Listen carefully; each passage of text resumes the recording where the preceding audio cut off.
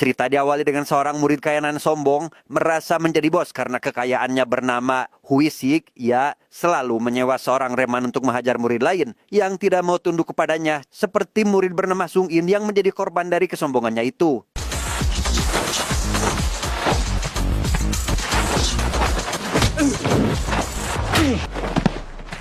Dan kisah akan berfokus pada seorang murid pengecut bernama Hyun Tae. Setelah diketahui jika dirinya adalah rekan Sung In, dia menjadi bulan-bulanan si Huisik dan anak buahnya menjadi samsak tinju meski dia tidak melakukan kesalahan apapun kepadanya.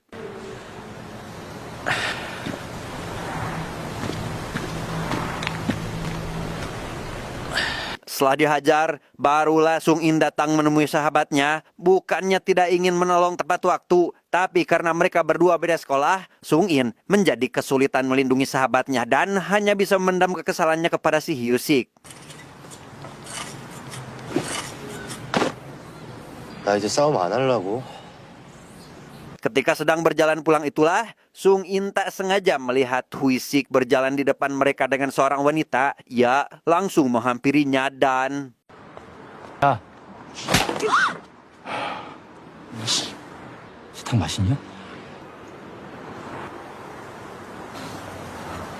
Sung In dan Hyun Tae rupanya adalah sahabat karib sejak kecil. Mereka tidak ragam sama sekali satu sama lain. Bahkan kedua orang tua mereka sudah menganggap jika Hyun Tae dan Sung In adalah saudara. Seperti ayah Sung In yang memberikannya kartu kredit untuk dipakai jajan bersama Hyun Tae.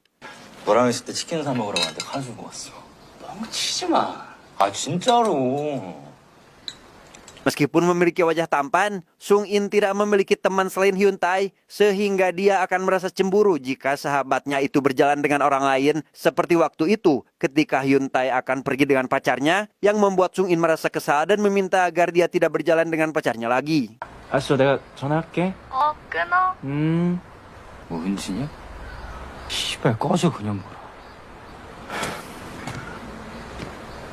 Tanpa memperdulikan sahabatnya, Hyun Tae memilih untuk tetap mojok dengan kekasihnya. Meski sadar jika hal itu akan membuat Sung In merasa jengkel, ia berani mengambil resiko meski harus bertengkar dengan sahabatnya.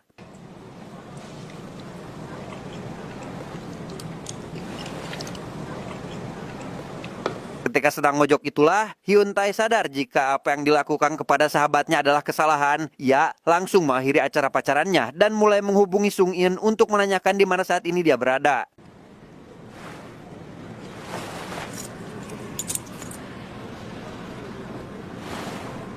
먹었어? Dia bernama Yosep, seorang penagih hutang yang tak segan memukuli pelanggannya yang menunggak terlalu lama. Dengan ditemani saudaranya bernama Hong, mereka menjadi penagih yang tak terkalahkan, ditakuti oleh setiap pelanggan, terutama si Hong yang terlalu brutal ketika ada yang membuatnya jengkel. 오늘 빌렸으면 갚아야죠. Huisik yang tak sengaja melihat kehebatan dua penagih hutang itu merasakan adanya angin segar untuk balas dendam. Ia meminta mereka untuk membantunya mengalahkan Sung In yang sampai saat ini masih belum terkalahkan. 너무 눈에 띈다. Setelah deal-dealan harga, Hyusik membawa Yosep dan Hong untuk menemui Sung In di taman tempat biasa dia dan temannya bermain, di mana Hyusik langsung mengajaknya berduel di tempat yang sudah dia persiapkan. 내가 너 오늘 못 눕히면 나가 뒤진다. Tanpa banyak bercocot-cocot lagi, Hyusik langsung berlagak sombong dengan menyerang Sung In terlebih dahulu, tetapi...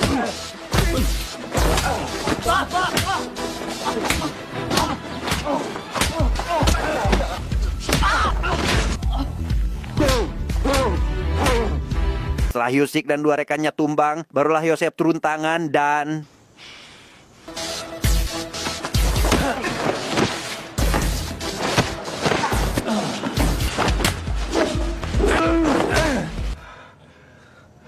Marah dengan kekalahan Yosep, Hong langsung menyergap Sung In dengan sangat cepat. Ia menghajar Sung In habis-habisan tanpa mempedulikan jika lawannya itu sudah tidak bisa bergerak lagi.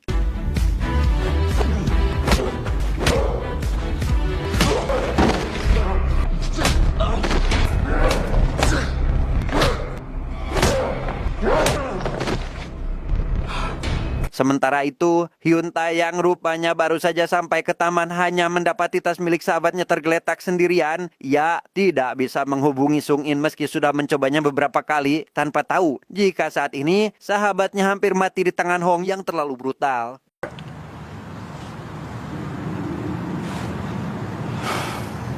담배 피러 갔나?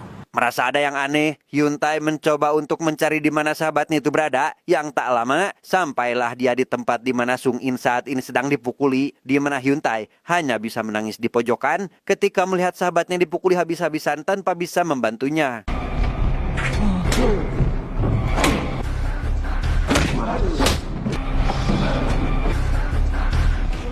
Setelah semuanya pergi, terlihat dua sahabat itu saling tatap-tatapan, di mana Hyun Tae hanya bisa menangisi sikapnya pengecut dan hanya bisa memandangi sahabatnya yang hampir saja mati.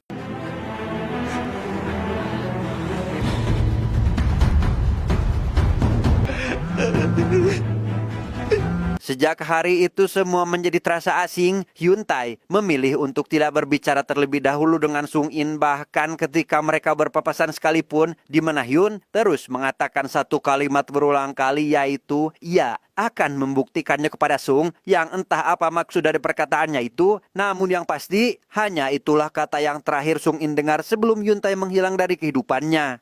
보여준다고.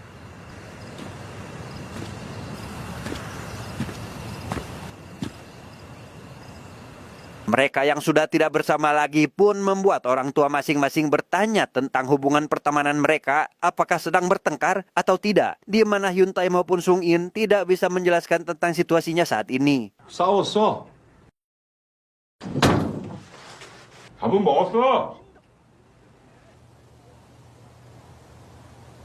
Dia bernama Bapak Samsul, seorang penyelenggara tarung bebas yang menyebarkan acaranya lewat sebuah pamflet, di mana Hyun Tae yang mengetahui hal itu langsung mencobanya. Ia ingin agar dirinya tidak menjadi beban lagi untuk Sung In dan berharap bisa membantunya di pertarungan selanjutnya. 자, 이 승수가 올라갈수록 수수료가 떨어지니까 너무 아깝다고 생각하지 마시고.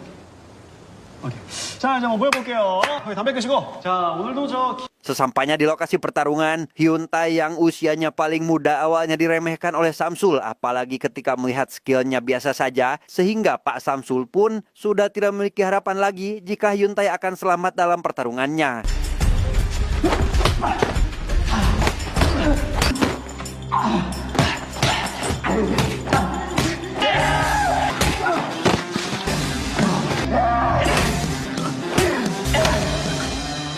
Dari pertarungan itu, Pak Samsul mulai tertarik dengan bakat yang dimiliki oleh Hyun, di mana Hyun sendiri menjelaskan jika dirinya tidak mengetahui apakah dia berbakat dalam bidang tersebut, karena sebenarnya Hyun tidak pernah latihan sama sekali. Dia hanya melihat sahabatnya yang tiada lain adalah Sung In ketika sedang bertarung. 그렇지. 싸움 좀 많이 해보고. 아, 나 뭐 누구를 뭐 개싸움 문지기로 하시나. Di taman tempat biasa Hyun Tae dan Sung In bermain, datanglah pacar Hyun untuk menanyakan di mana sahabatnya berada. Karena setelah apel terakhir, pacarnya tidak pernah lagi menemuinya dan barangkali Sung In tahu keberadaannya. 너한테 열쇠 주러 간다고 한 날부터 변했잖아. 간다.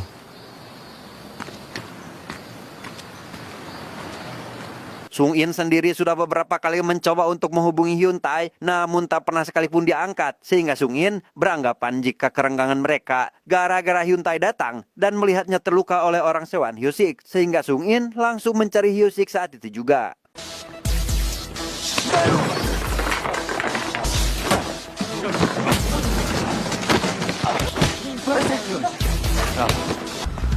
이게 어딨냐?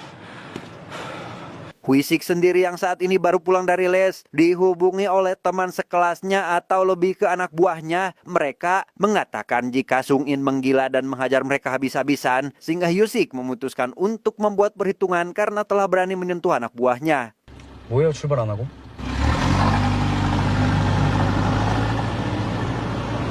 Esok harinya Hyosik mendatangi Hyun Tae dan langsung membuatnya jengkel, di mana si Hyosik ini terus berlagak seolah penguasa hanya karena dirinya kebanyakan uang. Namun anehnya Hyun Tae tidak sedikit pun melawan, sehingga membuat Hyosik semakin berlagak jika dirinya memang absolut dan tak terkalahkan.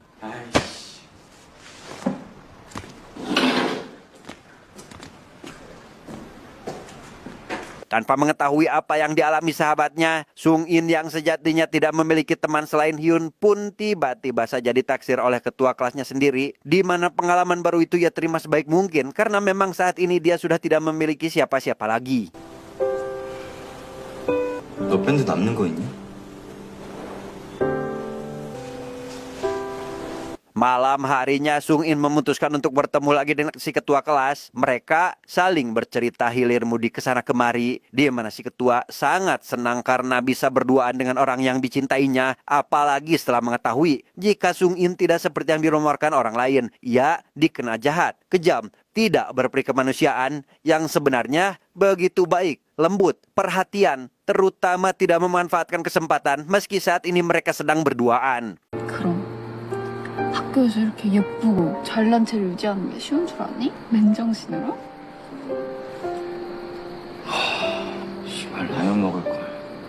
Hyun Tae sendiri masih bersama Pak Samsul untuk pergi ke pertarungan selanjutnya. Pak Samsul menjelaskan jika pertarungan kali ini tidaklah mudah karena orang yang akan dia lawan adalah orang yang tak terkalahkan. Sehingga Pak Samsul meminta Hyun agar tetap berhati-hati dan langsung menyerah jika dia sudah tidak sanggup untuk melanjutkan pertarungannya.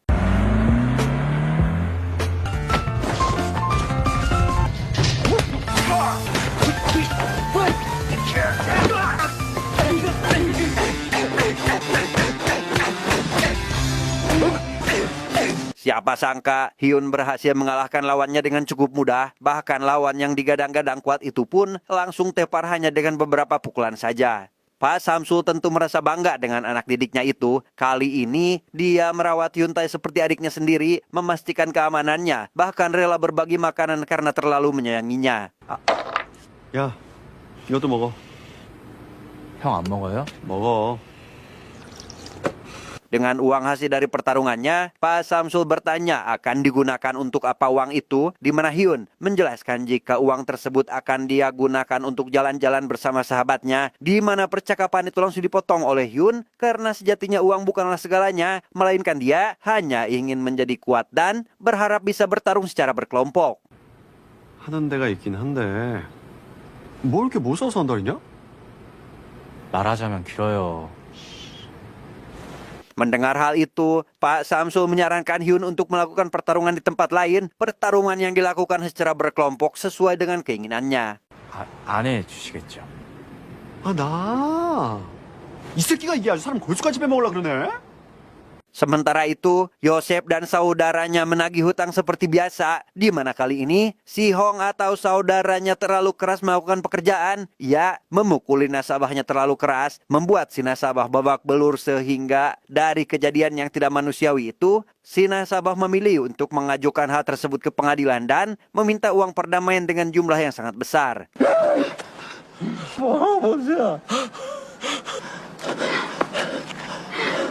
Yosef hanya bisa menunjukkan raut wajah sedih tanpa bisa melakukan apa-apa. Mau meminta bantuan pada bosnya tentu tidak akan direspon. Mau menyalahkan Hong juga tidak mungkin. Karena memang meski kemampuan gelutnya hebat, tapi Hong lebih mirip seperti anak kecil. Dia akan langsung ngamuk ketika ada yang membuatnya marah.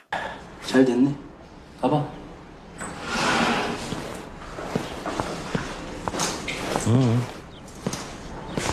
Esok harinya Sung In kembali bertemu dengan si ketua kelas yang kali ini mengajaknya untuk pergi ke bioskop, di mana Sung In dengan senang hati menerima tawaran tersebut. Namun ketika hendak naik bus, Sung In tiba-tiba dihubungi oleh Hyun Tae yang saking senangnya Sung In memutuskan untuk menunda acara dengan si ketua karena menurutnya Hyun Tae lebih penting dari siapapun juga. 이거 타야 되는. 야, 영화관 다음에 가야겠다.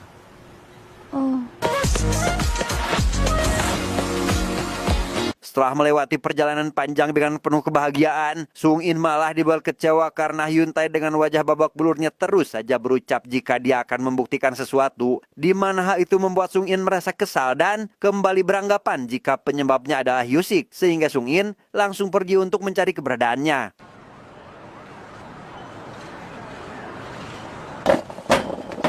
야, 승인아. Pak Samsul mengajak Hyun Tae pergi ke tempat sahabatnya untuk mengikuti pertarungan berkelompok. Namun karena kekurangan personil, kali ini Pak Samsul turun tangan yang langsung membuat sahabatnya takut. Namun untuk menyimbangkan kekuatan, mereka tidak bertarung 2 lawan 2 melainkan lawan 4 untuk mengantisipasi agar Pak Samsul tidak bisa menang dengan mudah. 안 돼. 진짜 안 돼. 야, 선수들 개런티 얼마야? 투당 20. 존나 비싸네, 이 개새.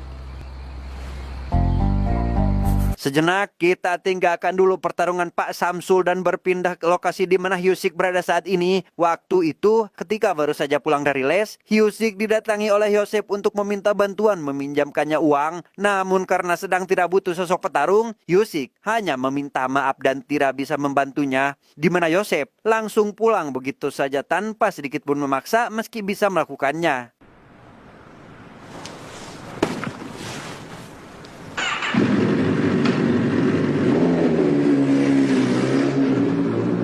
Baru saja Yosef pulang, Sung In tiba-tiba saja datang bersama anak buah Hyusik ke tempatnya saat ini, di mana Sung In langsung membrutal dan meminta agar Hyusik tidak mengganggu kehidupannya lagi.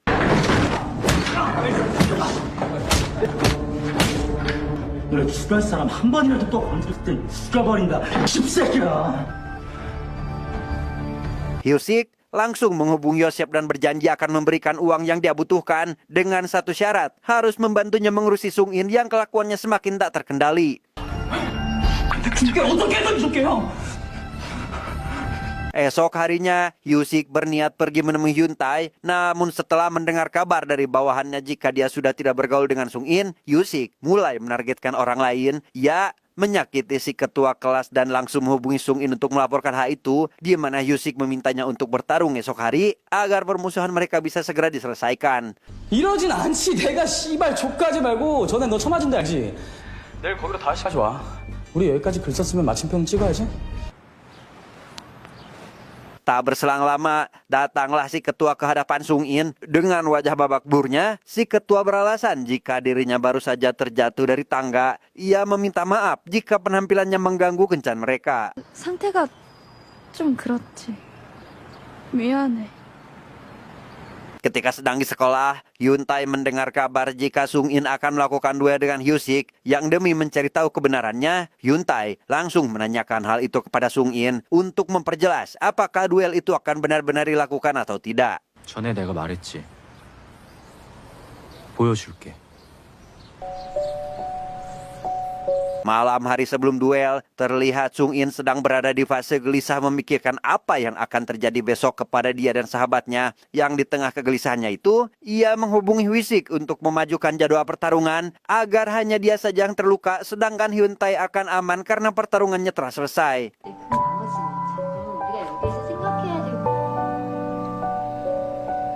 Di hari pertarungan, tampak semua pihak sedang bersiap untuk melakukan duel terakhir, di mana Hyun menghubungi Pak Samsul terlebih dahulu, meski pada akhirnya tetap berangkat karena tidak mendapatkan jawaban.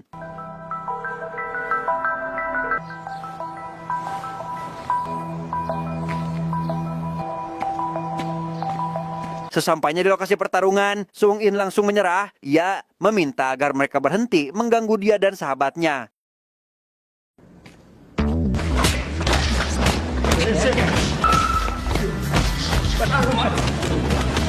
Di tengah perundungan itu, Hyuntae yang tidak bisa menghubungi Sung In pun langsung mendatanginya karena ia tidak ingin kejadian di masa lalu terulang lagi dan... 네가 여기 왜 왔냐?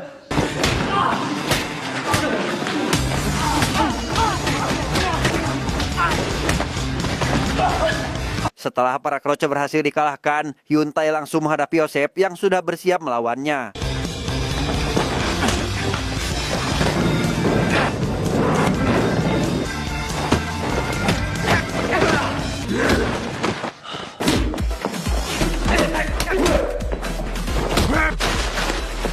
Kewalahan dengan saudara Yosef, tiba-tiba Pak Samsul juga datang ke lokasi tersebut setelah tadi mendapat panggilan yang tak terjawab.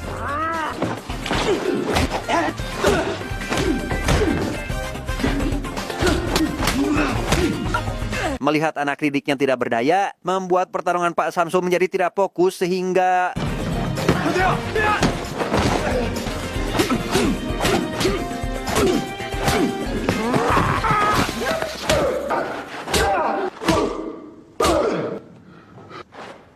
Pada akhirnya, Hong berhasil memenangkan pertarungan besar itu, di mana dengan gagah beraninya, Sung In datang tepat waktu, tepat ketika Hyun Tae akan dihabisi. Meski sebenarnya, Yoseplah sang penyelamat yang akhirnya membawa saudaranya pergi.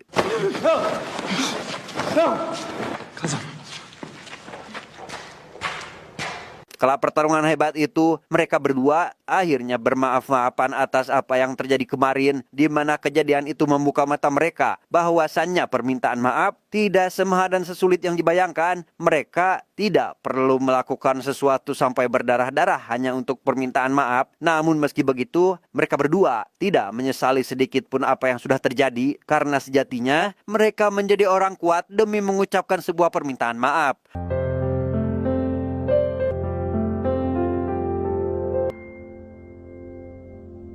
Tamat, ending yang sangat membagongkan.